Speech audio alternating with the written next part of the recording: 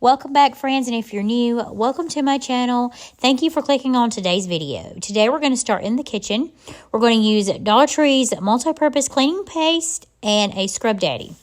This paste is only $1.25 and it has a very pleasant smell. And I think this is Dollar Tree's version of the pink stuff. This is why I love it, and it's at a lot friendlier budget. And I'm going to scrub my sink down. I'm going to layer it in this paste and scrub it down and let it sit for just a little while before I do the rinsing process. I like to clean my sink every single week, a couple of times a week. There's a lot of gross stuff that goes down there, and it can lead to a lot of smells in your kitchen.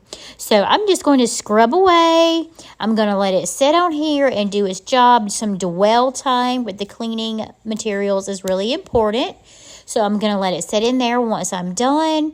And then we're going to do a hot water rinse and look and see about our results and how wonderful it will be to see how sparkling, shiny, and clean my kitchen sink will be when all of this is done, and also have a pleasant smell. No more stinky odors.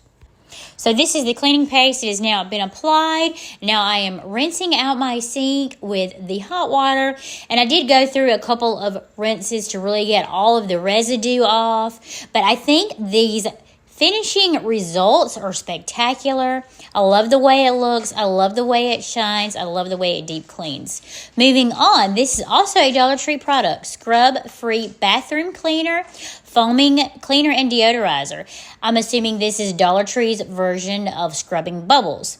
So first bathroom upstairs, I am layering everything with this stuff to really clean, sanitize, and get those odors out of that bathroom. So this is a lot easier to remove than the shaving cream. Even though the shaving cream has a pleasant smell, this is a lot easier. It's formulated for this. I just let it soak and have its cleaning dwell time.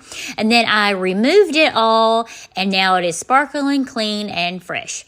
I moved forward into my master bath, and I sprayed my shower head and my shower all over with this stuff, even my shower door, in an attempt to try to remove any stuck-on dirt or residue left behind in my shower. And then I let the hot water run, and I removed with a microfiber wipe anything that was remaining behind.